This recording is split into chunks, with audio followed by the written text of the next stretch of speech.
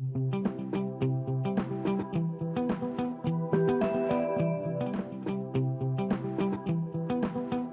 selamat sore semua, apa kabar? Nama saya adalah Edi Waloyo, saya seorang crew member dan juga seorang praktisi dari pariwisata. Oke, kali ini saya mau berbagi tentang bagaimana agar kita bisa bekerja di kapal pesiar. Kira-kira modal apa sih yang perlu kita kerjakan dan perlu kita persiapkan untuk melamar dan bekerja di kapal pesiar. Oke, sebelum bahas materi selanjutnya, silakan di-like dan subscribe video saya. Oke? Mengapa berkarir di kapal pesiar internasional pilihan yang baik? Inilah jawabannya.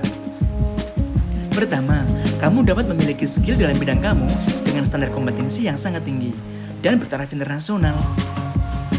Kedua, pengalamanmu akan sangat diperhitungkan dan dihargai jika Anda berkarir di dalam negeri.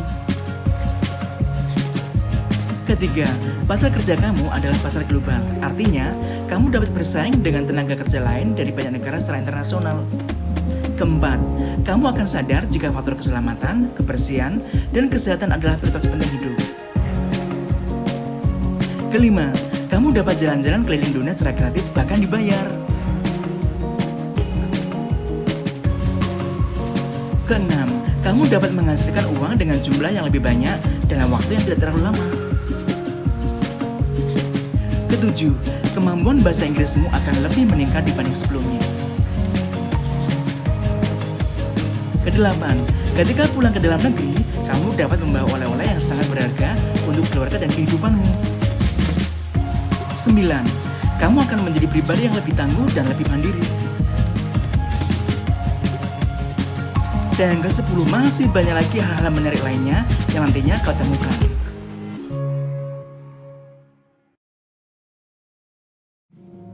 Oke, yang pertama adalah jika kita mau bekerja di kapal pesiar, modal yang pertama adalah satu. Pertama adalah personality.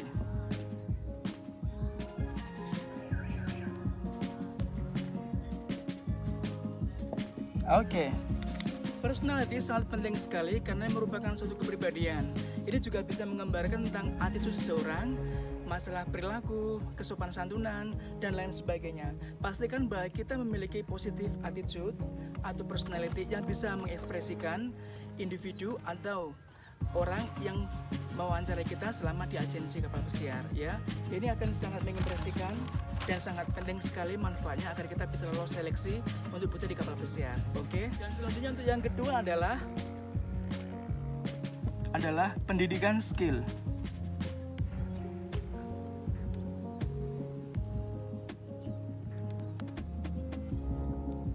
Alright. Pendidikan skill tidak kalah pentingnya dengan personality karena ini merupakan kompeten kita. Pendidikan ada hubungannya dengan pendidikan pelatihan-pelatihan kerja, dan ilmu pengetahuan, juga dengan bidang yang akan kita lamar selama untuk bekerja di kapal pesiar. Dan ini akan sangat berperan sekali ketika kita mau diterima atau enggak ketika kita bekerja di kapal pesiar.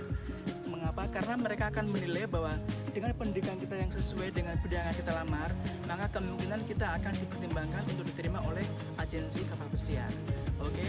Terus bagaimana pertanyaannya jika orang yang bukan dari pelayaran atau bukan dari perhotelan untuk melamar di kapal pesiar? Sebagai contoh, misalkan ada seseorang yang lulusan dari hukum S1 dan mereka tidak bekerja di kapal pesiar. Oke, solusinya adalah bahwa mereka bisa mengambil pendidikan kerja, yaitu 6 bulan pendidikan dan 6 bulan pelatihan training. Jadi total sekitar 1 tahun, ya. Dan itu sudah sangat cukup sekali. Misalkan bagi seorang yang lulus dari S1 hukum, kemudian mereka tidak melamar di kapal pesiar sebagai waiter, berarti mereka harus mengambil pendidikan pelatihan di lembaga-lembaga pelatihan perhotelan, misalkan 6 bulan pendidikan untuk restoran atau FB service. Kemudian setelah 6 bulan pendidikan mereka bisa mengajukan on the job training di industri perhotelan atau hotel selama 6 bulan. Oke, gitu aja. Dan selanjutnya adalah yang nomor 3 adalah bahasa Inggris.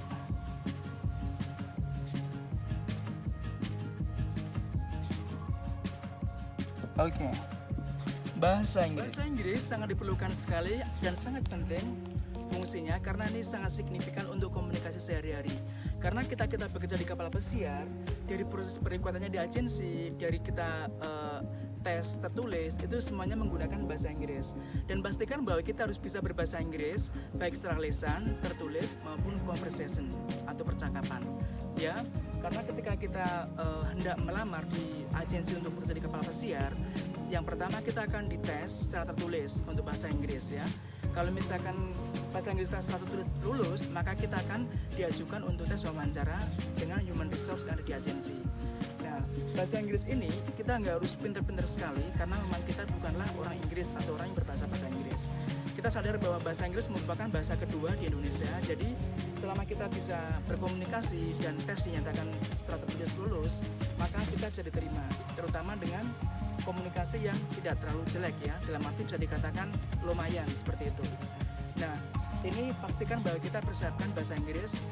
Biasanya kalau kita dalam tes tertulis ataupun wawancara, misalkan kita gagal, tapi kok dipertimbangkan bahwa kita punya kemampuan dari pendidikan ataupun dari skill kita yang bagus, maka biasanya pihak agensi akan memberikan kita kursus bahasa Inggris secara cepat atau kursus singkat, biasanya sekitar 2-4 bulanan seperti itu ya. Tujuannya biar kita nanti bisa fasih bahasa Inggris baik tertulis maupun lisan, tapi pastikan bahwa kita sudah lolos dulu untuk wawancara secara tertulis ya. Selanjutnya adalah yang keempat adalah pengalaman kerja.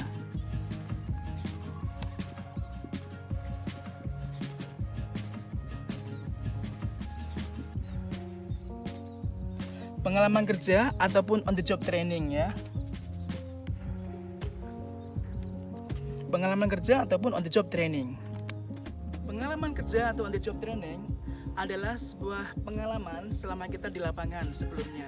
Misalkan sebelum kita mau bekerja di kapal pesiar atau sebelum kita hendak melamar di agensi, pastikan bahwa kita punya pengalaman kerja, baik pengalaman kerja yang on the job training 6 bulan, terus pengalaman kerja 1 tahun, 2 tahun dan seterusnya untuk diaplikasikan dalam melamar pekerjaan ini.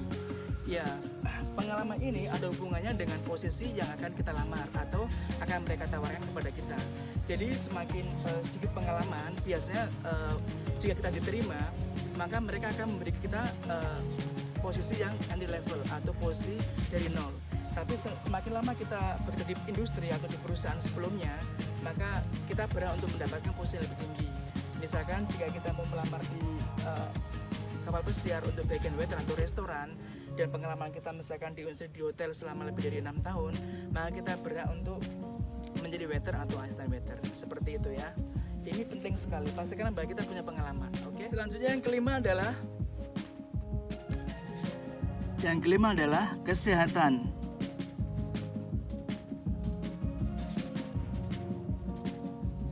Oke. Kesehatan ini sangat penting sekali dan wajib. Mengapa? Karena perusahaan yang menerima kita, mereka akan memastikan bahwa sebelum kita diberangkatkan kerja, kita dalam keadaan yang sangat sehat dan fit untuk bekerja. Nah, cakupan kesehatan ini itu banyak tesnya. Jadi screening yang perlu dilakukan sangat banyak sekali unsurnya. Jadi ada unsur ronsen, terus ada feses, kemudian ada sampel darah, dan banyak sekali pixel-pixel yang diambil dari medical check up kita. Nah, ini untuk biayanya akan ditanggung kita sendiri ya. Dan itu untuk setiap departemen atau setiap posisi itu biasanya akan berbeda untuk biaya kesehatannya. Antara cowok sama cewek pun beda-beda biayanya. Itu tergantung dari perusahaan dan tergantung dari kliniknya masing-masing ya. Yang pasti ini diwajibkan bahwa kita harus fit. Makanya untuk bisa menjaga kesehatan kita harus makan makanan yang sehat ya, yang bernutrisi, dan tidak harus mahal, dan itu juga harus rutin berolahraga untuk menjaga kesehatan ini. Oke, dan semoga semuanya sehat-sehat selalu dan juga lulus di medical check-up-nya. Oke, yang terakhir yang keenam adalah modal kerja.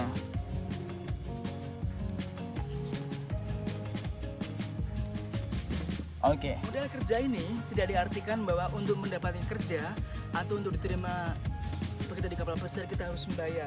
Bukan itu ya maksudnya. Tapi di sini adalah merupakan suatu dokumentasi. Karena ketika kita mau bekerja di kapal pesiar, kita membutuhkan dokumen seperti paspor, visa, medical check up, biaya bolak-balik ke agensi untuk briefing, untuk meeting, dan lain sebagainya. Ini diperlukan modal yang sangat penting. Dan modal ini tergantung ya, dari setiap agensi atau setiap perusahaan yang akan kita lamar itu biayanya masing-masing berbeda-beda. Katakanlah kalau misalkan kita bekerja di kapal pesiar, katakanlah Carnival Cruise Line misalnya, itu biasanya kita membutuhkan biaya antara 25 sampai 35 juta. Itu total ya, untuk biaya bolak-balik ke agensi, untuk biaya medical, dan segala macamnya. Nah, kalau untuk visa biasanya itu akan di-reimburse. Jadi ketika kita nyampe kapal itu biasanya akan dikembalikan untuk perusahaan-perusahaan tertentu. Tapi ada juga untuk perusahaan yang tidak di-reimburse. Itu tergantung dari perusahaannya masing-masing ya. Jadi ini pastikan kalau kita mau jadi kapal pesiar, kita punya modal antara 10 atau 35 juta. Dan itu tergantung juga pada agensi maupun perusahaannya masing-masing, karena setiap daerah juga berbeda-beda untuk biayanya ya. Oke. Terima kasih sekali sudah menonton video saya. Jangan lupa di like dan subscribe video ini untuk mendukung channel saya. Oke. Jangan lupa untuk menonton video-video saya berikutnya karena akan ada video lebih penting lagi. Dan selalu ikuti jadi channel saya. Oke.